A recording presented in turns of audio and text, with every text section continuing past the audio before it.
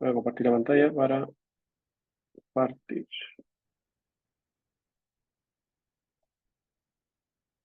¿Me confirman si todos ya pueden ver? Sí, profe. Gracias.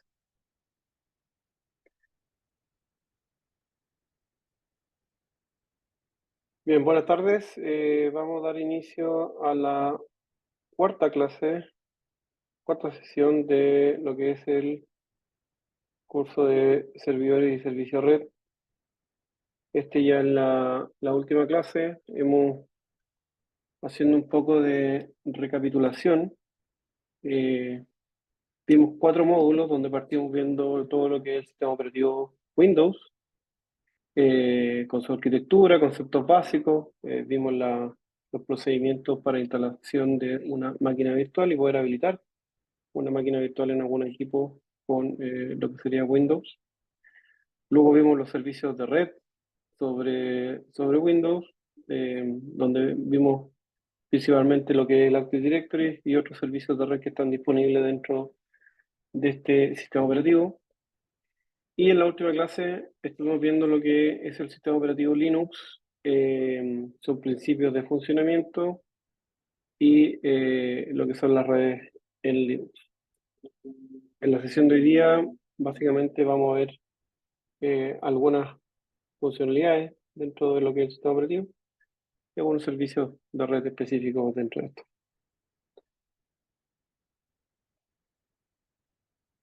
Entonces, como les decía, en esta clase lo que esperamos ver algunos conceptos básicos de los servicios de red sobre Windows, para administración de archivos, conexiones y definición sobre el DNS.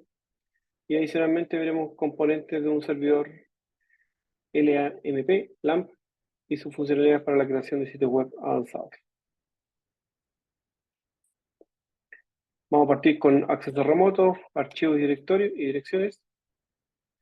Vamos a pasar por servidor LAMP y el cierre de la clase.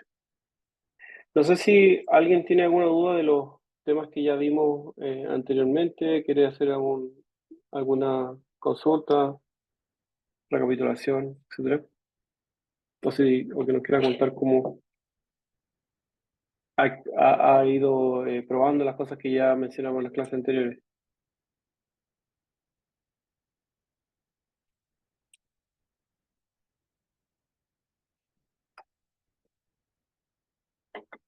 Yo estoy tratando de interiorizarme más lo que es el Linux con los códigos que envió, profe, para un mundo nuevo para mí. Yo nada que ver con informática, todo este tema. Ha sido una experiencia bonita igual, pero ahí estamos intrusiando, dejando la escoba, ¿Pudi- instalando, haciendo pu- eso. ¿Pudiste hacer la instalación de Linux? Es que formateé un equipo que tenía acá, un ¿Ya? Windows que era pero un equipo más viejo. Así que lo dejé de cero y espero, le instalé la máquina virtual, pero quiero instalarla, mantener el Linux en ese equipo, para poder trabajar tranquilo, un equipo que no lo ocupa nadie. Claro. Ahí lo que te recomiendo es que si es un equipo antiguo, básicamente le instales Linux directamente, que no pases por instalar una máquina virtual, porque si no vas a tener que instalar Windows probablemente, sobre Windows instalar el sistema, el software de máquina virtual y sobre eso instalar el sistema operativo. Yo te recomiendo que busques un archivo booteable de instalación de la versión de Linux que quieras, ya sea Debian o existen otros también. Y al momento de hacer el booteo en el equipo que estás haciendo, puedas cambiar ¿cómo se llama? La prioridad de booteo que tiene el equipo a través de la BIOS, indicando que vas a bootearlo a través de un USB o un disco, un CD, si es que el equipo tiene, si por lo que dice antiguo puede tener un lector de CD. Y desde ahí ya booteas el disco de instalación de Linux y va a quedar, cuando enciendas esa máquina, ya va directamente a encender Linux. Y profe, descargué el Debian, pero ahí he estado metiéndome igual, que han tenido problemas con el asunto del internet, ¿cómo se llama? De los drivers de internet, que hay que buscarlo, descargarlo para poder conectarse a Exactamente. internet. Así que Ese es eso un, estaba introduciendo primero. ese es un tema de Linux, a diferencia de Windows, que uno instala instala básicamente Windows, tanto su versión usuaria como de servidor, y tiene bastante flexibilidad respecto a los drivers de los distintos componentes que tiene el equipo. O sea, lo más probable es que una vez que uno termine la instalación, todos los componentes, los periféricos del equipo van a quedar funcionando sin problema, a lo más van a quedar con un driver genérico, uno puede después descargar la versión más específica o la versión del driver que uno tiene. Pero en Linux tiene este tema que si es instalado directamente sobre la máquina, hay que buscar los drivers específicos de ese equipo o de los componentes que tiene ese equipo para poder levantarlo en el sistema operativo. Si no, no hay caso. Entonces, como Luis dice, hay que partir por la tarjeta de red, habilitarla, configurarla y así los distintos dispositivos que tenga el equipo poder ocuparlo. Esas son algunas de las desventajas que tiene Linux, pero probablemente va a quedar una máquina bastante eh, buena en términos de rendimiento porque el consumo que tiene el sistema operativo es bastante bajo. Gracias, profe. Bien, gracias Luis por tu experiencia. Bueno, me voy a adentrar a lo que es la clase de hoy, si es que alguien más no tiene alguna observación o comentario, y avanzamos. Vamos con acceso remoto y archivos. Una de las herramientas que existe tanto en Linux como en Windows, porque esto permite comunicación bidireccional, es la herramienta llamada Telnet. Esta herramienta básicamente lo que nos permite es acceder a la máquina de manera remota a través de línea de comando. Así, así como en Windows existe la herramienta el protocolo de acceso remoto, en Linux y también en Windows existe el Telnet. Ahí para los que no sepan, el RDP significa Remote Desktop Protocol, el cual permite conectarse a escritorios remotos a través de Internet o a través de una red de área local. La diferencia es que Telnet no tiene un entorno gráfico, por lo tanto se usa a través de una consola, eh, a través de los protocolos Telnet o SSH, que lo vamos a ver a continuación. Básicamente es un protocolo que tiene un nivel de seguridad más alto o de encriptación, pero en términos funcionales trabajan de forma similar. O sea, un poco transparente para el usuario que está haciendo la comunicación. La diferencia es la encriptación que este tiene. Entonces, el, la definición básicamente es un protocolo que se utiliza bajo el protocolo TCP eh, y básicamente se comunica a través del puerto 23 y usa una línea de comando. Dice, al momento de conectarse a través de Telnet, uno ingresa el comando y básicamente lo que pide es usuario y password. O sea, uno pone Telnet, el número de la IP del equipo que se quiere conectar. A veces pide el puerto, normalmente el puerto 22 o 23, y ya con eso se puede conectar a la máquina. Para instalar, a veces no está instalado, a veces por el defecto, en Windows viene preinstalado, uno pone Telnet y ya automáticamente le va a pedir la IP y le dice como to y dos puntos hacia la IP que se quiere conectar.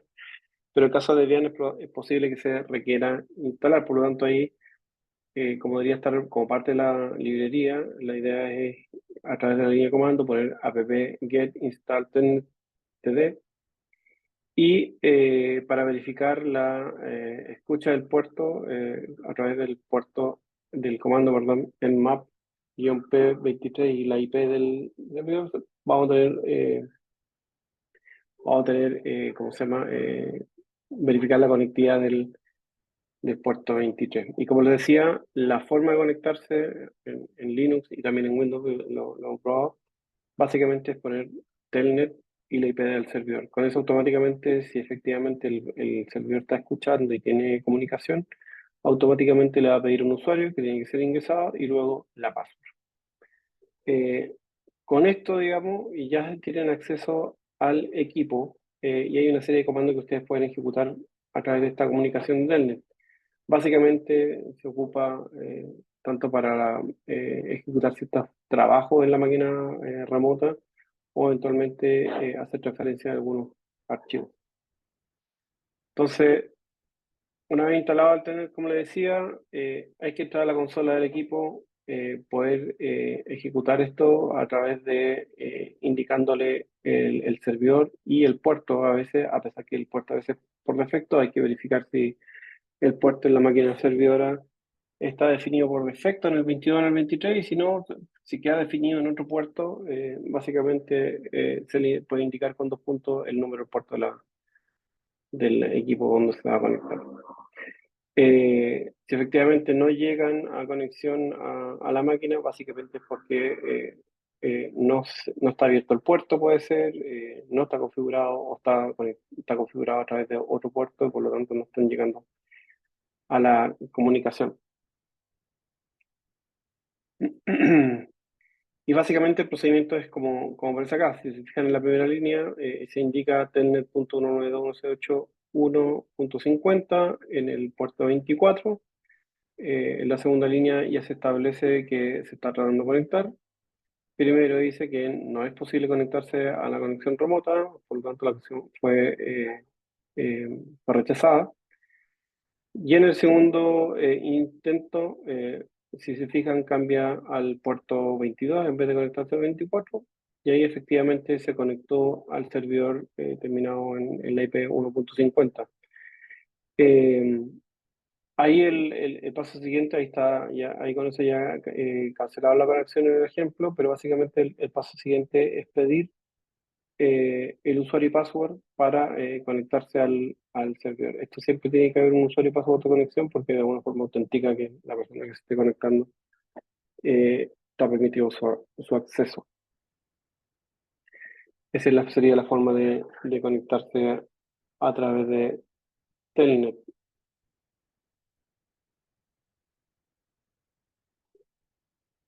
Bien.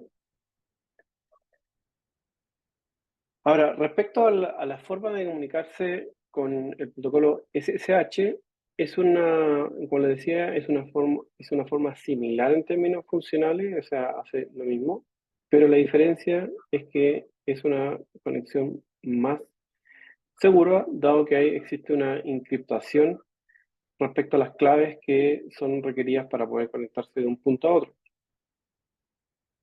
Por lo tanto, bueno, para poder instalar el servidor SSH, básicamente aquí están las instrucciones: apt get install open ssh server y verificar que el puerto, en este caso el puerto 22, esté escuchando, o sea, esté abierto.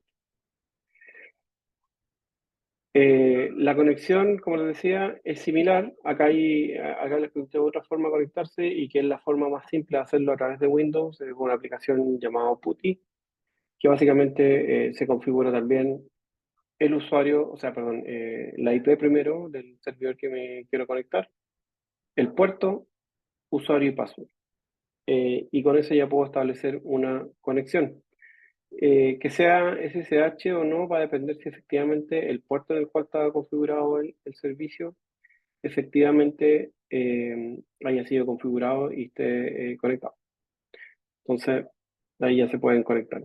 Aquí es súper importante que cuando el cliente y el servidor tienen configurado este protocolo SSH, básicamente al enviar los mensajes, básicamente, este protocolo encripta y tiene una llave para encriptación y tiene otra llave para desencriptación.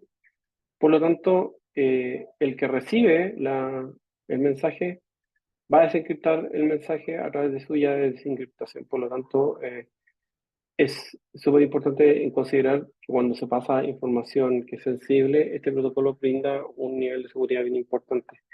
Y a diferencia que usemos de manera pública la llave, de alguna forma yo tengo que transmitirle la información de manera, en el mismo mensaje, le estoy mandando el usuario, la password, las credenciales, el dato, todo, y así el servidor que está en el destino puede ver. Y si hay una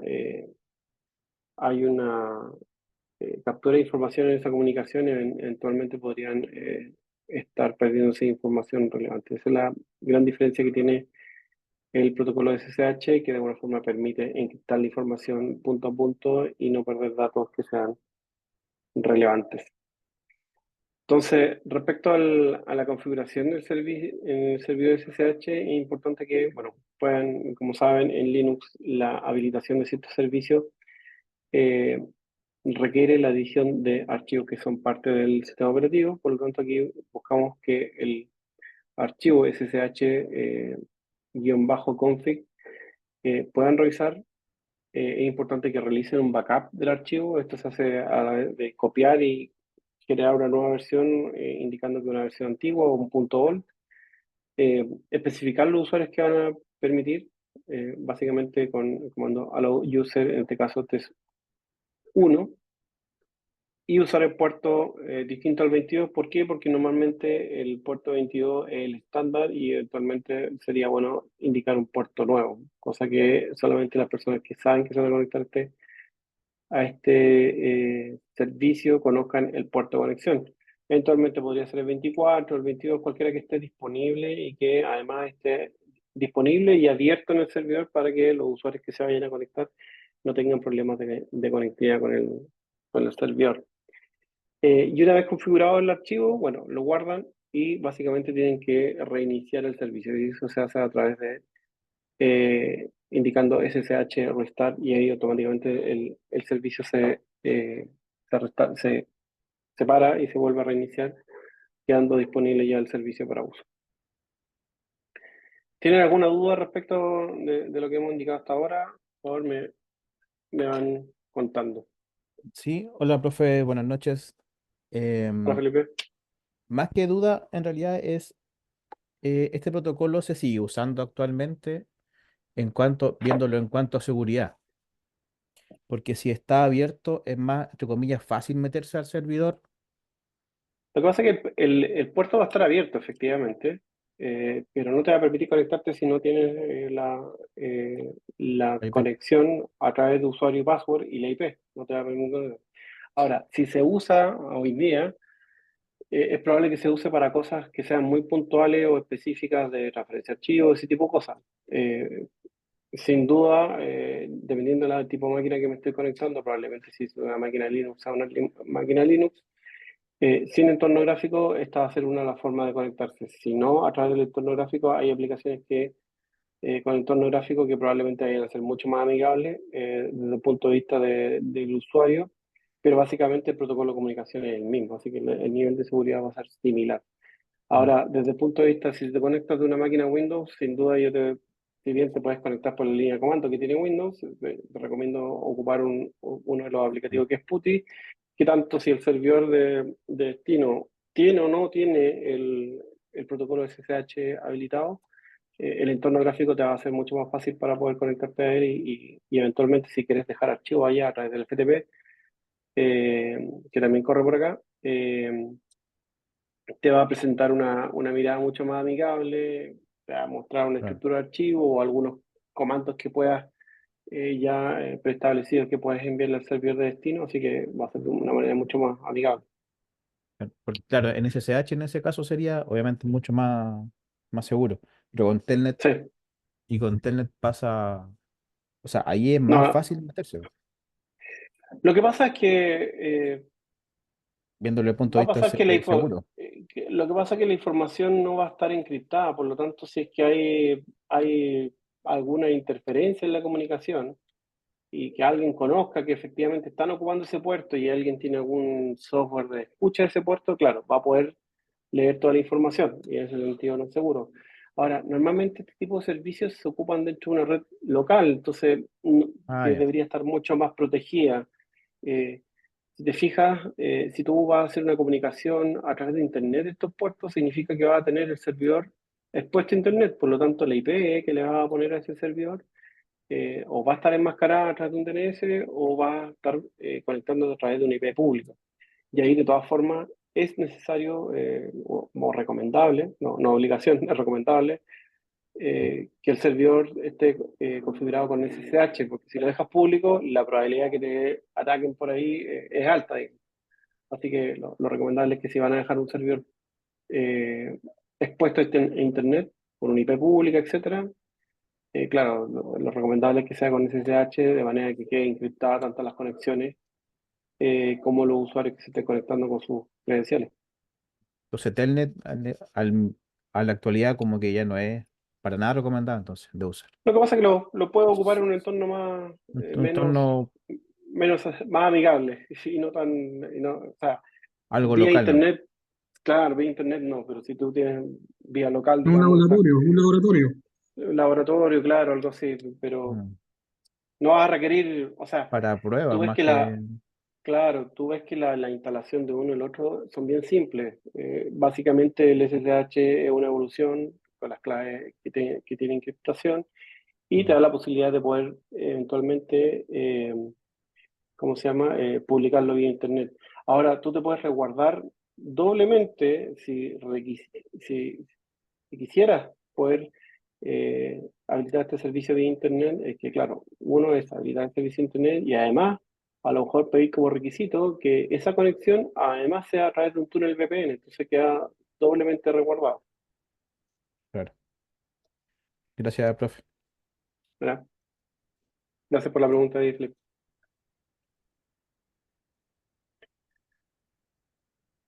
Bueno, otra forma de conexión en archivo es el Security Copy Protocol, que es específicamente el símil al FTP, pero con encriptación. Como les decía, usa una certificación de SSH para mayor seguridad y no requiere conexión previa en la transferencia para realizar la transferencia de archivos. Entonces, si se fijan, estos protocolos de alguna forma inicialmente fueron creados como de uso más general y se fueron mejorando en términos de seguridad, dado lo crítico que se vuelven los servicios, y, eh, y de alguna forma escalaron un nivel en términos de seguridad para poder asegurar la transferencia segura de archivos. La forma de instalar, de nuevo, es apt-get install open ssh server.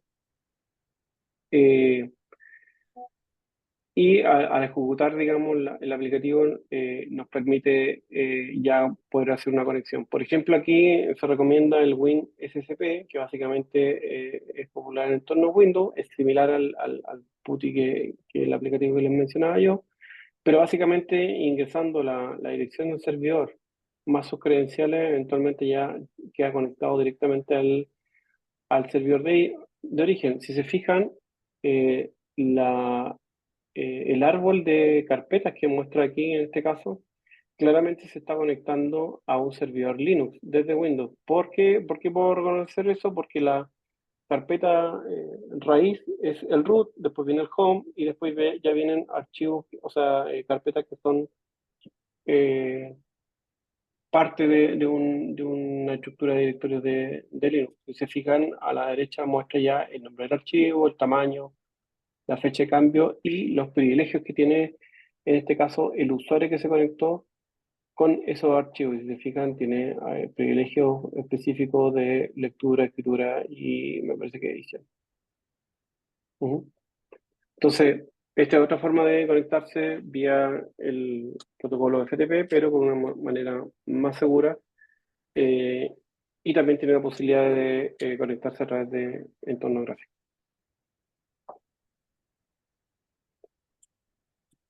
Respecto a los DNS, al igual que lo que vimos en el sistema operativo Windows, en el caso de Linux también es posible la configuración de los DNS. Recuerden que los DNS básicamente permiten enmascarar los IP, enmascarar las IP para identificar servidores con algún servicio de red.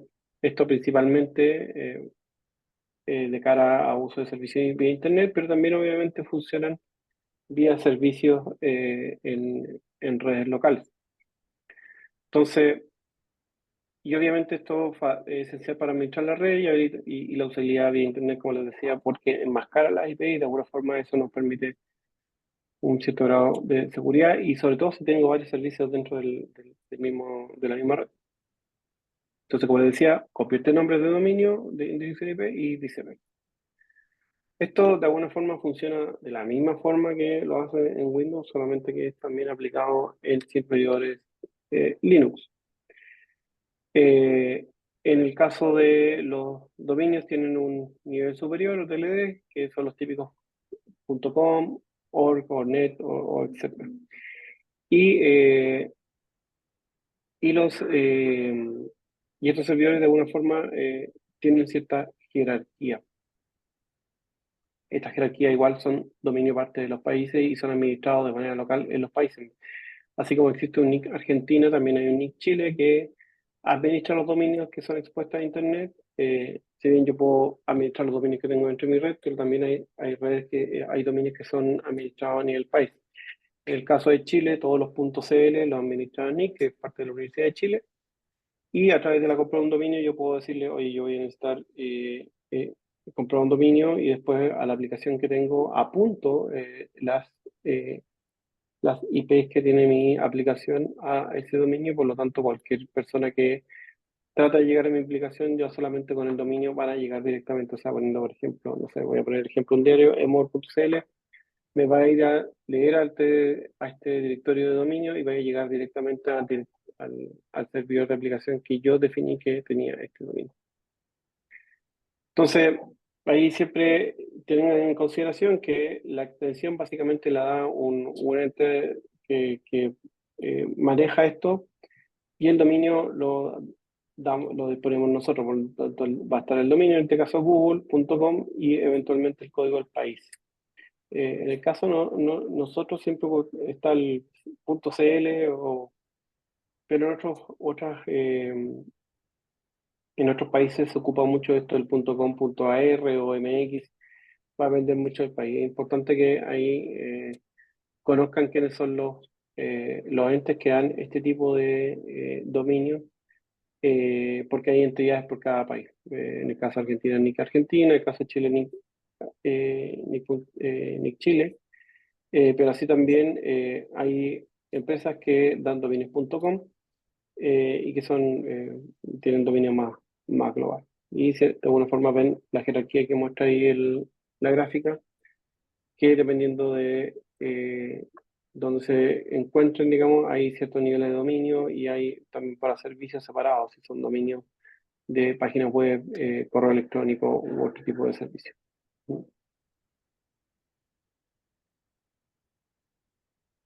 Entonces, en el caso de un ejemplo de una empresa que tiene un dominio empresa1.com.ar, también podría tener eventualmente subdominios donde de alguna forma incorporan el córdoba.empresa.1.com.ar o etcétera. Eso es factible de hacer. Eso es con respecto a los dominios.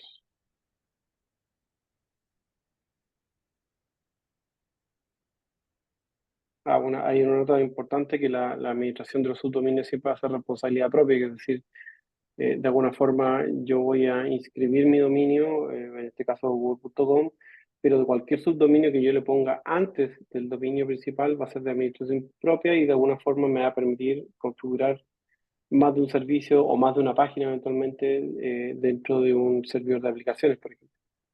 Eso es importante a considerar. Bueno, voy a pasar al siguiente tema, que es servidor LAMP. Yo creo que este capítulo es bien interesante porque con esto vamos a incorporar funcionalidades que son bien relevantes, que normalmente en Windows son puede ser que sean más conocidas o hay una variedad más amplia de aplicaciones. Pero en este caso, en el caso de Linux, hay algunas herramientas que nos pueden permitir incorporar cierta funcionalidad en nuestros servicios de red que son súper potentes. A ver, el servidor, la definición del servidor LAMP básicamente son los acrónimos de ciertas aplicaciones o aplicaciones sí, que están disponibles para Linux. Y ahí básicamente están básicamente el acrónimo de Linux, Apache, la M de MySQL y Perl, en este caso que podría ser Perl, Python o PHP, cualquiera de esas alternativas. Lo que permite disponer básicamente es un servidor web open source con prestaciones avanzadas. ¿Por qué avanzadas? Porque básicamente no solamente vamos a poder disponibilizar información a través de un servidor Apache, que es un servidor de aplicación, sino que también vamos a poder a través de lenguajes como Perl, PHP o Python, poder hacer consultas a la base de datos, insertar información a esa base de datos y básicamente ya se podría hablar que es más que una página web, es una aplicación web, dado que puedo incorporar cierta lógica de negocio a estas páginas y poder hacer aplicaciones de acuerdo a lo que usted lo necesite. Entonces, eh, el primer punto tiene que ver con que sobre la base del servidor del sistema operativo Linux, para que puedan funcionar los otros servicio es poder instalar la máquina de Apache, básicamente, que es el servidor web. Entonces, el primer componente que vamos a hablar es Apache HTTP Server, que básicamente, como le dice, es el CMail a el Internet Information Server que nos permite Windows habilitar a través de ciertos parámetros de configuración que vimos. Yo simplemente con Windows Server puedo ya disponibilizar un servidor web de aplicaciones. En el caso de Linux hay que instalarlo. No, no es parte de los componentes propios de Linux. A veces, obviamente, en una distribución ya puede venir instalado, pero en este caso hay que instalarlo y habilitarlo. El otro componente que mencionamos es un servidor de base de datos MySQL. MySQL es una base de datos open source que está abierta, es gratuita.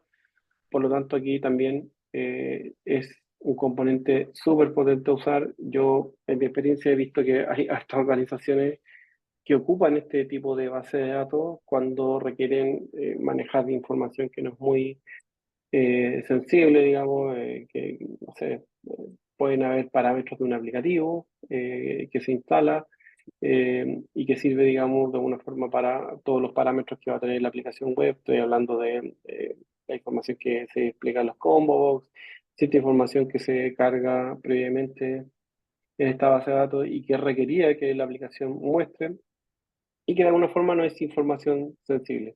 Obviamente MySQL tiene cierto nivel de seguridad, te va a solicitar crear usuario, también va a tener un usuario root o administrador de la base de datos, eh, y va a cumplir con todas las características que tiene una base de datos normal. Probablemente no es muy robusta en términos de poder hacer procesamiento, eh, usa SQL, que es el lenguaje para administración de base de datos, que es SQL, de manera estándar. Por lo tanto, es probable que si yo lo comparo con un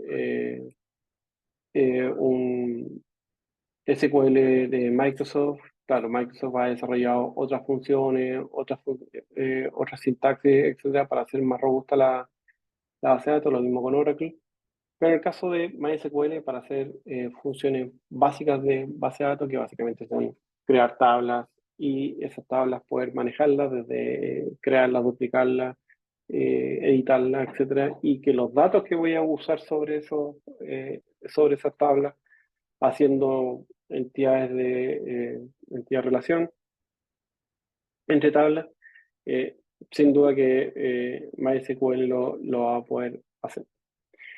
Y por último, el lenguaje de programación web PHP, que de alguna forma permite desarrollar aplicaciones de una web dinámica. Los tres componentes en conjunto son, como les decía, son súper potentes porque básicamente el primero es el servidor web donde yo voy a disponer mi aplicación. PHP en conjunto con HTML nativo o estándar van a poder permitir hacer una interfaz de usuario bien potente, digamos, con todo lo que nos permite hacer el HTML clásico más PHP. Y con PHP más MySQL van a poder incorporar todo lo que es la lógica de negocio. Cuando me refiero a lógica de negocio, son básicamente la funcionalidad que ustedes quieran implementar. O sea, eh, cómo hay manejo de datos, inserción de datos, etcétera, modificación de datos, etcétera. Todo con la combinación de estos tres eh, son bien potentes. No sé si aquí hay alguna duda respecto a los tres componentes. Esto es súper importante porque voy a avanzar con otros elementos que son bien relevantes.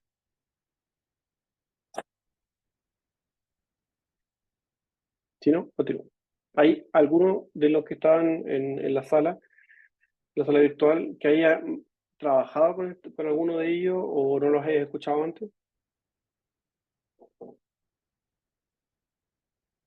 Yo no los conocía, profe. Bien, ahí, Con mira, MySQL trabajé. perfecto. La verdad que estos tres componentes MySQL. son bien como legendarios porque llevan harto tiempo, seguramente han ido generando nuevas versiones. MySQL es una base de datos para mí bien noble, también la conozco hace bastante tiempo y es bien fácil de usar.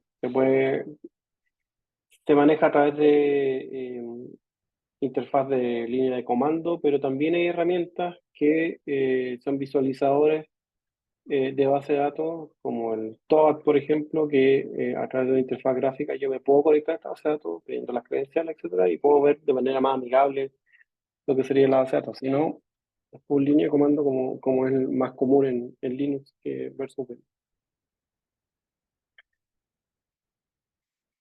Bien, y el último elemento que quiero mencionar son los CMS, que son los Content Management Systems, que básicamente son sistemas de gestión de contenido. Básicamente es una herramienta que me permite administrar los contenidos de una página web. Y es una aplicación, básicamente, que está montada y me permite disponibilizar sitios o administrar sitios.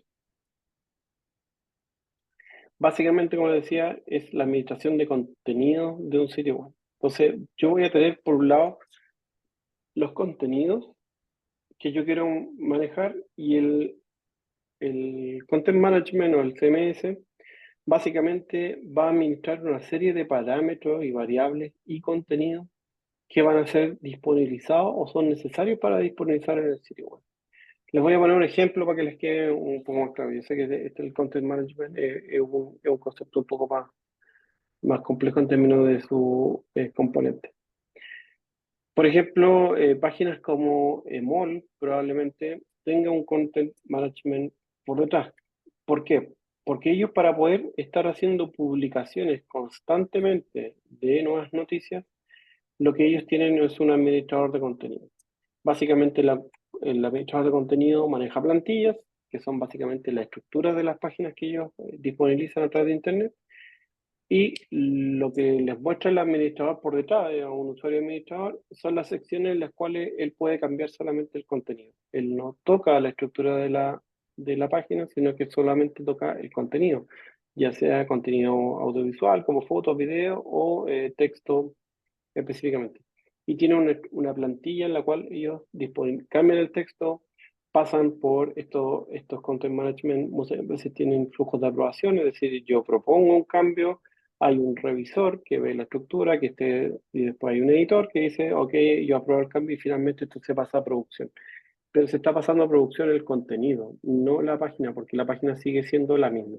Entonces, ese es un ejemplo de un content management para tener un flujo de publicación de contenido de manera rápida. No sé si me han captado. No sé si escuché un micrófono abierto, no sé si hay alguna duda.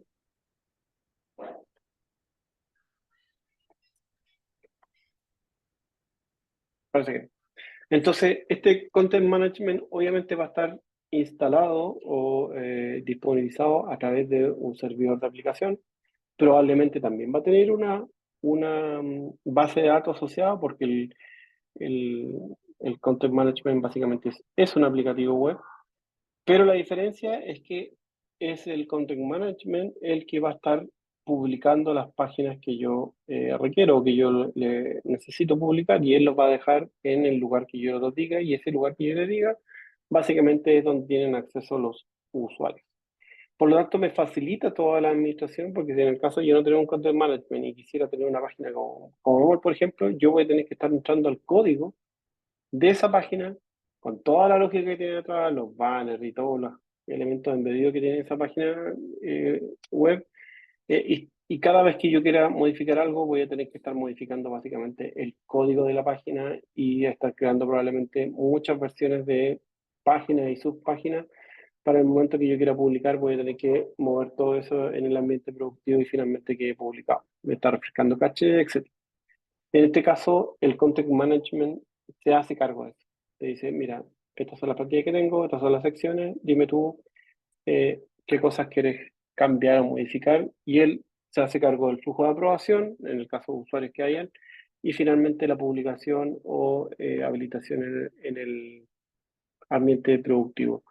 Otro elemento importante es que los content management además tienen herramientas que me pueden eh, facilitar a sacar estadísticas, es decir, yo sé por dónde los usuarios están normalmente navegando en la página web, sobre qué secciones entran más, qué secciones entran menos, etcétera. Y me entrega una serie de estadísticas que permite gestionar o manejar mucho más mejor la página web. Y además que como les decía, dispongo de ciertas plantillas que yo puedo utilizar como base para construir una aplicación. Mm, Básicamente eso. Ahora, dentro de los content management más populares hoy día, algunos de ellos son WordPress, que me imagino que lo han escuchado, Joomla y Drupal. Hay varios más y hay varios más que entran en esta categoría de content management. Estos normalmente son orientados al desarrollo de páginas web, pero, por ejemplo, una de los content management que hoy día se ocupa mucho para comercio electrónico, la gente no los conoce así, pero por ejemplo Shopify podría ser un CMS característico de este tipo de cosas. ¿Por qué? Porque Shopify básicamente lo que hace es, para las personas que no lo conocen, yo me suscribo a Shopify y él de manera predeterminada me da la opción de crear sitios web para comercio electrónico. Y él me plantea una serie de tipos de templates de sitios web para comercio electrónico, donde yo puedo rápidamente crear catálogos, crear información sobre mis catálogos, generar el flujo de compra, es decir, voy a mostrar el catálogo, puedo seleccionar el producto, me lleva a la página del producto específico, me muestra las descripciones, puedo agregarlo al carro de compra, tiene un carro de compra ya definido, ese carro de compra tiene todo el flujo de pago y eventualmente de despacho, y de cara a la administración de esta página, él me está indicando todas las transacciones que están habiendo en el sitio, es decir, todos los pedidos que se están ejecutando, los pedidos pendientes, los pedidos que fueron pagados por el usuario, etc. Me va generando. Entonces, si yo tuviera que crear un sitio web donde tengo que crear todas estas funcionalidades que ya mencioné, probablemente sería un sitio muy grande, con mucha administración, con muchos elementos que tengo que controlar. En cambio, acá hay un content management específico para crear sitios de e-commerce y ya viene con toda la administración y para de cara a los usuarios es súper fácil de utilizar de Metro. Veo que José tiene ahí la mano arriba. Cuéntame. Hola, profesor, buenas noches. Buenas. Una consulta, más o menos para diferenciarse, puede que no tengan relación y esté mal con mis conceptos. ¿Cuál sería la diferencia entre los CMS, por ejemplo, y por ejemplo, un cPanel o un Plesk? No conozco esa herramienta, pero me imagino que son herramientas para desarrollo web específico. Eh, no sé si tú tienes más información, pero se confunde mucho lo que son, por ejemplo, en el caso de WordPress, yo puedo hacer páginas eh, planas, de alguna forma, sin ninguna funcionalidad específica. Pero también incorporando ciertos componentes, yo puedo ya, no sé, probablemente conectarme a una base de datos, hacer otro tipo de cosas. Entonces, va a ser muy bien la diferencia entre un content management versus una herramienta que me permita hacer páginas web, es el nivel de administración que tiene esta herramienta. En el content management, yo básicamente es muy poco el código que tengo que ingresar, porque básicamente todo lo administra el content management. De hecho, las páginas las genera él, todo lo genera él por debajo, en base a ciertas plantillas, ciertos parámetros ya preconfigurados. Si yo tengo algo que solamente me genera una página web y me facilita la posibilidad de no inscribir código y ya me genera una página web, de hecho hasta en Microsoft Word podría hacer una página web y él me genera el código. pero ahí yo no estoy teniendo administración, porque si después yo quiero cambiar el contenido, claro, tengo que volver a hacer una página nuevamente. Y ahí Claro, lo que pasa, disculpa, sí, por ejemplo, yo trabajo con Plesk, ¿ya? Un Ujú, compañero acá habló de este panel. Y Plesk y ese panel son como competencia en sí. ¿Ya? Y claro, ujú, a lo que me lleva a la confusión es que, por ejemplo, en Plesk yo también puedo levantar base de datos, levantar web, levantar, de hecho, servidores de correo, servidores web en sí, FTP y todo eso. Entonces, por ahí va mi confusión. Pero lo que estoy entendiendo más que nada, CMS es para lo que es el contenido relacionado a la página en sí. Y lo exacto, otro, claro, y los otros son más para a nivel de servidor. para eso lo te voy a implementar. decir. Lo que tú me indicas es como más un administrador de servicios. Es probable que esta aplicación que tú mencionas te habilita los servicios, te habilita un servicio web, te habilita un servicio correo, te habilita ciertos servicios y te permite obviamente la administración de estos servicios con ciertos parámetros. Los gestores de contenido no van a la administración de servicios, van a la administración de los contenidos que probablemente tenga habilitado a través de servicios. ¿Me Claro, de explico? hecho, estas aplicaciones, por ejemplo, Plesk, dentro de las opciones que da, me permite instalar Joomla o CMS como una extensión. Exacto, y ahí esa extensión te va a permitir, ok, manejar un sitio web y administrarlo de manera simple para administrar su contenido. Pero no el Vale, servicio, profe. no el servicio web. Vale, El servicio web tiene que estar instalado por debajo. vale, profe. Gracias. Ujú. Profe, lo bueno que tienen estos CMS es que uno puede trabajar solo con ellos. O sea, Exacto, con cPanel, por ejemplo, yo conozco Jamseller. Con Jamseller es lo mismo, o sea, es súper fácil. exacto. Jamseller Sí, lo... yo he trabajado con ambos, con Jamseller y Shopify, y la verdad que son bien parecidos. sí, Tienen algunas diferencias funcionales de algunas cosas. La diferencia es que Jamseller, su inicio es chileno, Shopify viene es de de Estados afuera. Unidos, Sí. pero básicamente la funcionalidad es la misma. Si te fijas, vuelvo a mencionarlo, si yo quisiera construir un e-commerce de cero, donde tengo que construir primero todo el esquema visual de la página, administrar catálogos, Mm. administrar stock, administrar flujos de ventas, flujos de pagos, flujos de delivery, etcétera, sería un esfuerzo súper grande en términos de poder, uno, construirlo y después, si yo lo quiero cambiar esos flujos, básicamente tengo que empezar a construir la página de cero o secciones de la página de cero. En cambio, con estos administradores de contenido me permite preocuparme de lo esencial. O sea, quiero cambiar un flujo de pago, ok, quiero tener solo pago efectivo, tarjeta de crédito, etcétera. Lo puedo administrar a través de parámetros y configuraciones desde el administrador de contenido, sin tocar ni una línea de código. Sí, porque Eso es lo relevante. eso yo creo que se hizo más para que pueda ir a trabajar cualquier persona que no sea programador, para subir y actualizar los contenidos de sus propias ventas, a lo mejor. Yo creo Claro, que claro. va Es por que lo ese que lado, pasa yo es creo. que aquí yo me voy a meter en otro tema. La gente de tecnología, y me incluyo, siempre buscamos irnos como a la tecnología más sexy, la última, la más innovadora, la que tiene mayor potencialidad, pero nos olvidamos que en definitiva estas tecnologías van a ir apuntadas a un usuario final, al cual probablemente no le interesa si está ocupando la última tecnología, la más antigua o la más nueva.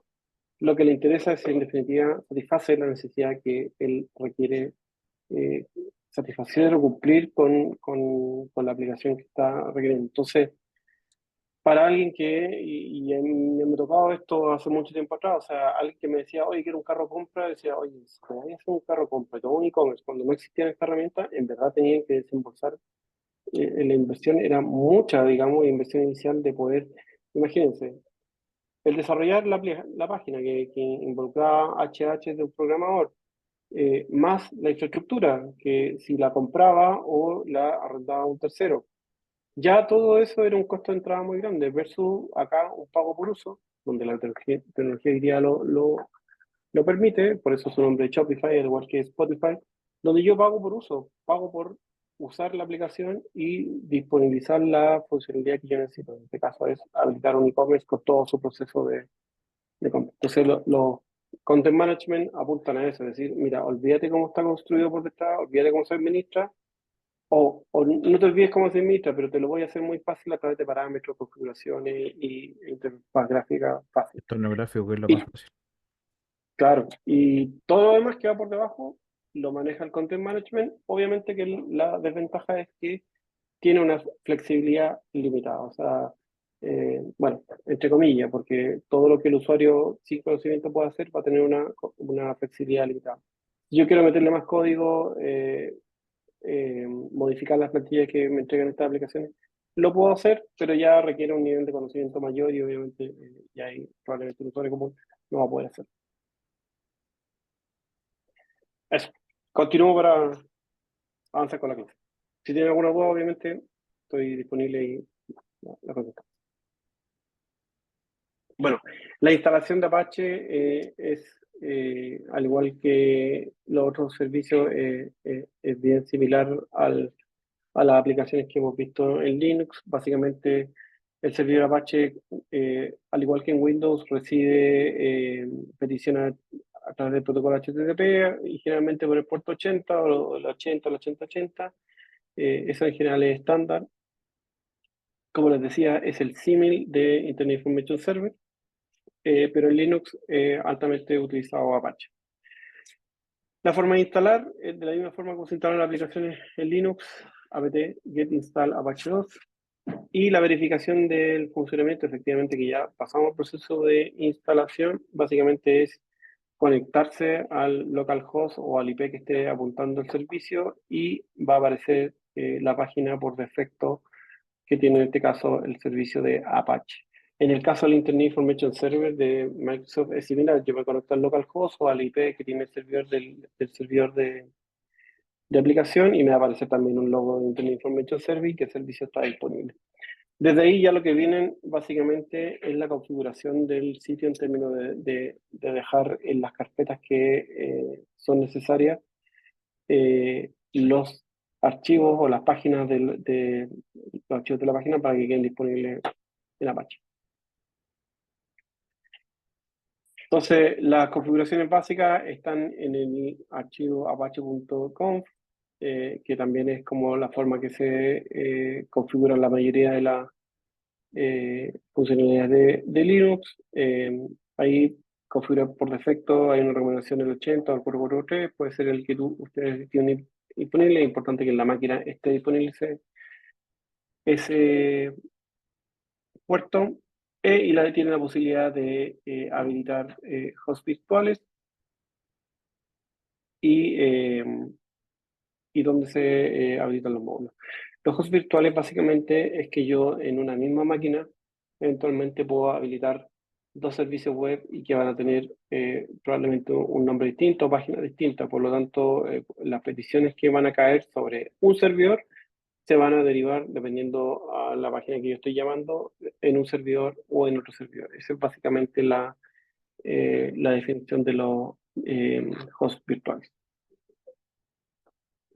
También se pueden configurar variables globales como el tiempo del timeout, el servidor por defecto y, como les decía, los hosts virtuales. Y básicamente aquí en el ejemplo se crea la carpeta a través de mkdir, que básicamente es el comando de Linux para poder crear el directorio, donde yo voy a dejar la carpeta, en este caso es la carpeta www.empresa.com, y se dejaría el archivo public /html, que digamos va a ser en este caso el home del sitio que estamos creando. Y hay una prueba básicamente con este código HTML simple, básicamente dejar ese archivo ahí, que sería el index.html, y probarlo cambiando la página y dejando una página simple bueno, si lees el mensaje porque efectivamente la página ya está configurada. Aquí en realidad el index me va a dar la entrada a toda la aplicación web que yo haya creado. Esto también lo pueden hacer, probar también en Internet Information Server, creando una página con este mismo código de hecho, dejándolo en la carpeta root del Information Server y también hacer la prueba a través del localhost o la IP que tenga el servidor. Si lo lee en la página, el servidor está arriba. En el caso de MySQL, la instalación es muy similar un poco a lo que ya estamos viendo. apt get install MySQL server. Aquí es importante que tengan cierto conocimiento de base de datos. Este curso obviamente no es de base de datos, pero ahí les dejo el tips, digamos, que información tanto de MySQL como de el lenguaje SQL en sí, que se llama Structured Query Language, que es lenguaje estructurado de consultas. Básicamente hay mucha información, son comandos simples, pero que pueden llegar a ser muy complejos a través de la combinación de estos. Y básicamente lo que buscan es hacer consultas de datos, edición de datos, o sea, insertar datos, editar datos o eliminar datos. Son básicamente las funciones principales. Ahí ya una vez instalada la base de datos, es importante definir cuál va a ser el usuario administrador de la base de datos. Y esto se pide en el momento de la instalación. El usuario administrador tiene todos los permisos sobre la base de datos. Normalmente esto es así en todos los tipos de base de datos. Si uno crea una base de datos Oracle o Microsoft, tiene que haber un usuario administrador que es el con el cual se instala la base de datos, y luego desde ahí yo ya puedo generar usuarios que tengan menores o similares privilegios al del administrador. Por seguridad siempre se crean usuarios que tengan menos privilegios. Y desde ahí ya pueden empezar a crear bases de datos. Para iniciar la sesión, básicamente ahí MySQL root, en este caso es el usuario administrador, y les va a pedir las credenciales de este usuario. Para efectos de esta clase, básicamente, todo a través de línea de comando. Ya ingresado en MySQL, el comando create database de prueba, básicamente crea una base de datos llamada prueba, y en el segundo línea de comando lo que hace es crear un usuario para esa base de datos. Y luego, a través del comando grant, le da los permisos, que en este caso le da todos los permisos sobre la base de datos prueba al usuario test.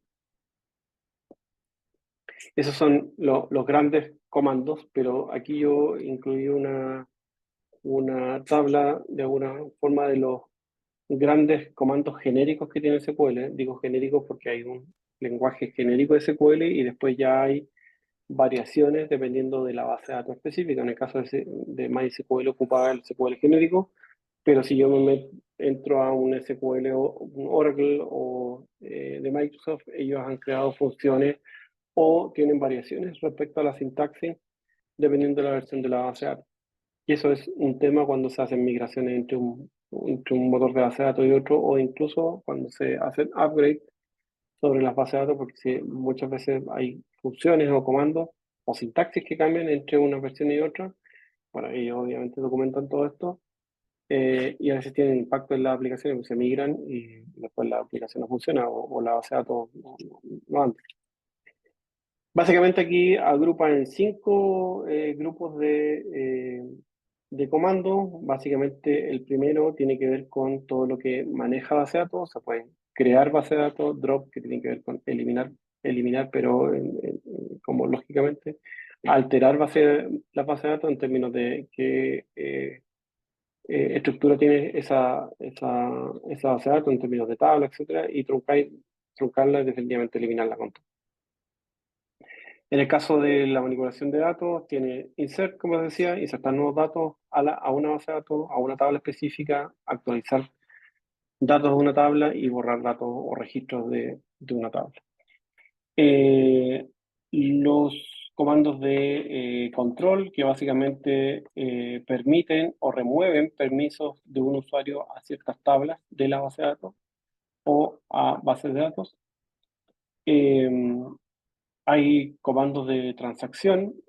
Hay normalmente en algunas bases de datos yo puedo simular lo que voy a ejecutar, pero luego yo le doy un commit y efectivamente lo ejecuta. Primero como que lo previsualiza y después lo ejecuta con el commit. El rollback es volver atrás cuando se ha hecho alguna eliminación de datos, o save point es grabar un punto un punto de control, digamos, y puedes generar un respaldo. Y finalmente,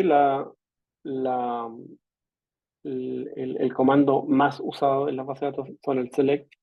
El select básicamente es el comando de consulta donde yo puedo select más varios otros parámetros, hacer consulta básicamente y obtener resultados sobre la base de datos, consultar datos básicamente. Esos son como los grandes comandos o los grupos de comandos que tiene toda base de datos que son necesarios. Ahí yo les recomiendo que busquen, hay mucha información de SQL, es muy estándar hasta el día de hoy, no ha cambiado muy poco respecto a los comandos más básicos. Como les digo, van a encontrar diferencias cuando ya hablemos de base de datos específicas que van a depender mucho de su sintaxis local. En el caso de MySQL va a funcionar en SQL estándar. Acá hay un ejemplo. José, levanto la mano. Profesor, consulta, usted nombró Microsoft SQL, ¿cierto? ¿O me Sí, equivoco? ¿Está bien? Y nombró Oracle como también SQL. Esos son de pago, ¿cierto? sí, sí, ambas son de pago. Yo diría que MySQL, sí, a lo mejor existen otras, pero MySQL es como la más conocida de uso libre porque es de open source, es de código abierto. Yo les diría que en general pueden ocupar MySQL como una base de datos bastante robusta. En general, todo el resto de las bases de datos, o por lo menos estas que yo les nombré, que son Microsoft SQL y Oracle, son de pago y son bastante caras. Son muy Ya. caras. Y MariaDB me parece que es también me suena, no soy, No, no en este trabajo, caso, ¿ya? ¿MariaDB es como un derivado de MySQL, una actualización, algo así, o es algo totalmente distinto? no, en este caso el nombre de la base de datos, nomás que le dieron el ejemplo. Ah, ya, ya. ¿Y PostgreSQL? ¿Perdón? PostgreSQL, Postgres. Es que, mira, hay distintos tipos de bases de datos. Hay bases de datos relacionales, otras de fila, Ah, hay ya no como distintos otro lado. tipos de bases de datos. Entonces, claro, Postgres base de datos ya es otro tipo de base de datos.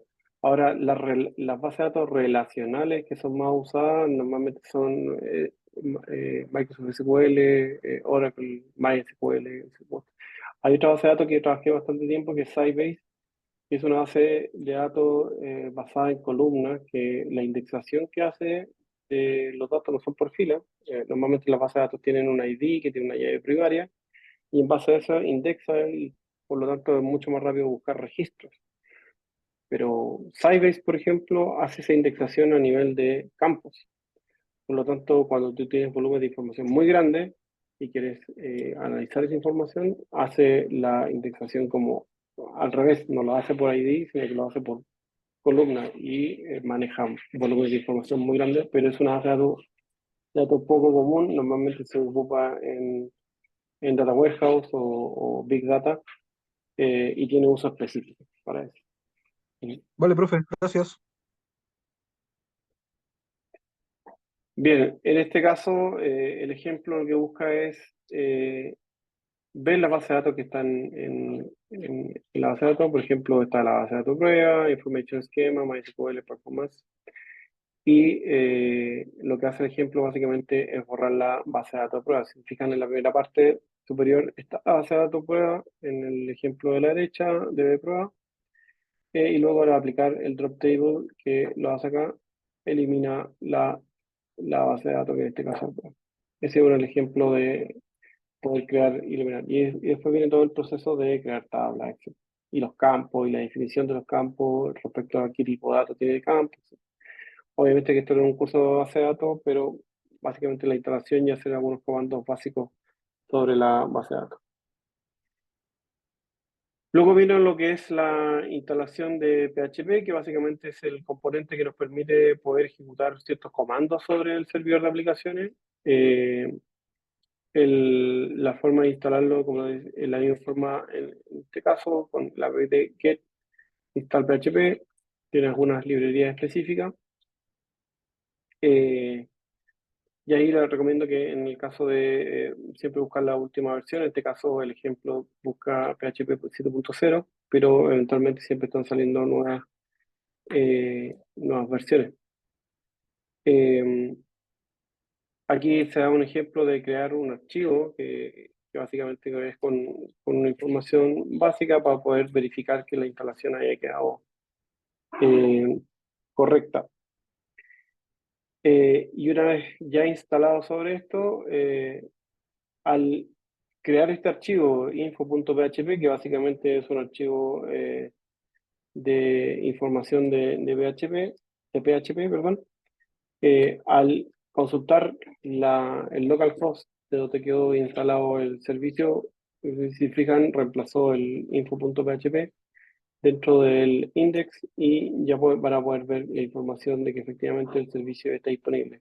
Esto es importante porque se requiere la instalación de PHP para poder ejecutar código web PHP, o sea, va a estar corriendo el servidor web por una parte, que es el que me permite leer páginas, pero luego el que va a hacer la interpretación del código en PHP va a ser este servicio que se está instalando, que básicamente es el aplicativo de PHP. Por lo tanto, ambos tienen que estar arriba para poder correr las máquinas y correr las aplicaciones que ustedes ya creen sobre código PHP. Por eso son dos pasos de verificación. Uno que esté Apache corriendo, que me pueda permitir correr vía protocolo HTTP en el puerto 80 o en el que definan. Y lo otro es que PHP esté instalado para que pueda ejecutar código de PHP, básicamente. Volviendo a los Content Management, también está la posibilidad de instalarlo esto en Linux, pero una vez que estén instalados todos los componentes que ya mencionamos antes, o sea, ya tenemos el sistema operativo Linux, tenemos Apache, tenemos MySQL y tenemos PHP. Y ahora podremos eventualmente instalar algo como WordPress para poder generar páginas más profesionales de acuerdo a lo que hemos hablado. Entonces, dado que tenemos todos los elementos, el Content Management obviamente va a poder correr si es que yo tengo todos estos componentes. El Content Management se va a instalar sobre Apache utilizando ciertos elementos de la base de datos porque básicamente es una aplicación web la que estoy instalando y además va a requerir PHP para poder ejecutar el código que tiene el Content Management. Entonces, ahí pueden descargar los componentes del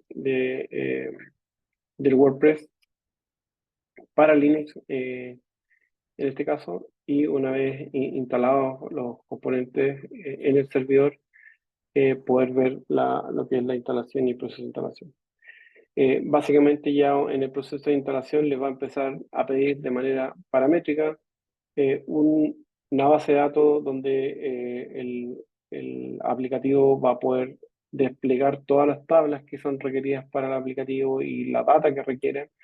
Les va a pedir el nombre de usuario, la contraseña, etcétera, el servidor de la base de datos, en este caso localhost, y si se requiere un prefijo para la tabla. Este prefijo para la tabla es para poder identificar las tablas, porque después se hace, normalmente la base de datos, la gente no normaliza la creación y le pone todos los nombres de las tablas iguales y después hacer las consultas es un lío. Por lo tanto, aquí la buena práctica de ponerle un prefijo es que básicamente todas las tablas que se vayan a crear en la base de datos prueba y que tengan relación con WordPress van a quedar con un prefijo. Por lo tanto, va a poder identificar cuáles son las tablas del sistema, en este caso WordPress. Entonces, es súper importante ese prefijo y que viene por defecto para poder crearlo. Si se fijan, ya esta instalación empieza a solicitar parámetros de instalación que va a permitir poder ocupar mucho más fácil el Content Management. Después le da un título al sitio, el nombre del usuario que va a crear, la contraseña, un correo electrónico, etc.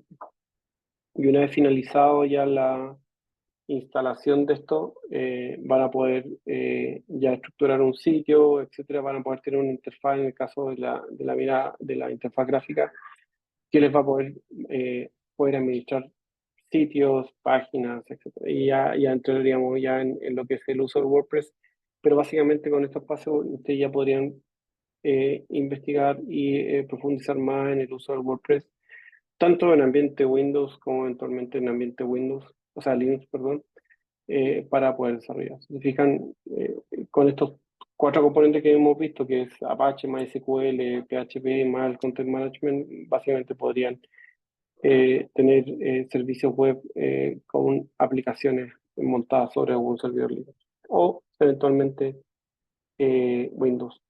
No sé si lo dije, pero Apache también puede ser instalado sobre el servidor Windows. MySQL también puede ser instalado sobre el servidor Windows, obviamente con la versión requerida.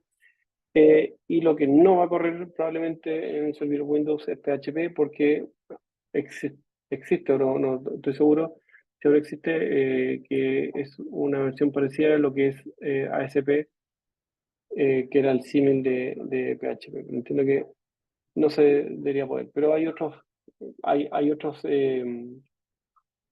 normalmente cuando instalan un content management sobre Windows, instala los componentes necesarios para que pueda correr ese content management. Probablemente sea componentes .NET que permitan correr el content management sobre Windows o ASP.NET. Eso, no sé si tiene alguna otra pregunta relacionada con esto.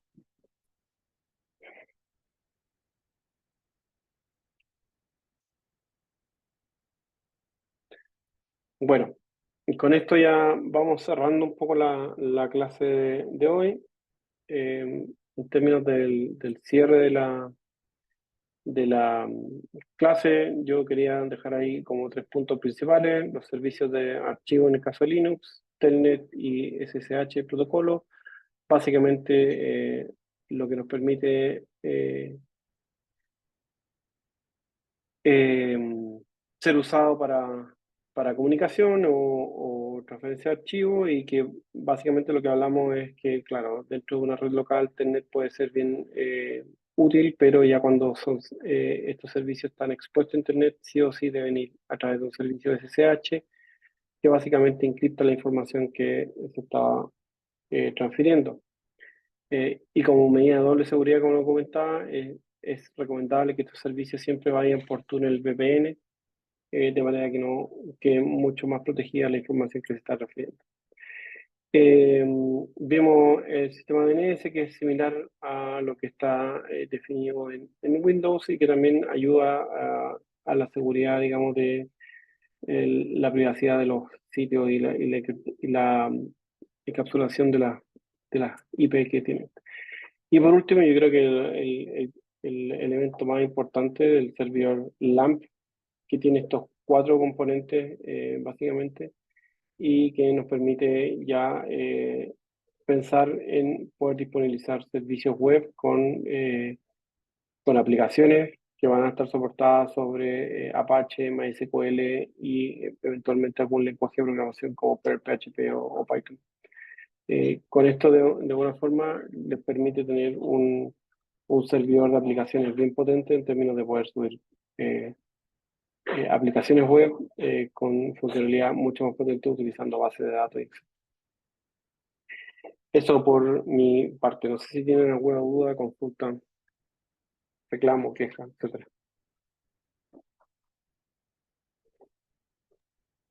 Agradecerle, profe, por los conocimientos entregados. En el caso mío, yo no desconozco todo esto y bacán navegar por este nuevo mundo para mí. Así que agradecido enormemente. Saludos de Punta Arenas. Saludos, Luis. Gracias por tu agradecimiento, y bueno, gracias a todos por su asistencia. Espero haber aportado un grano de arena ahí a lo que ustedes ya conocían. Y hay documentación de referencia también en Canvas, así que también pueden consultar ahí. Hay mucho más detalle también de esto. La idea era presentar una mirada más práctica de estos contenidos, y si obviamente tienen consultas, poder responderle a sus consultas. Así que si es que nadie más tiene algún comentario o algo, me despido y muchas gracias por su asistencia. Gracias, profe. Hasta luego. Hasta luego. Chao, profe, gracias.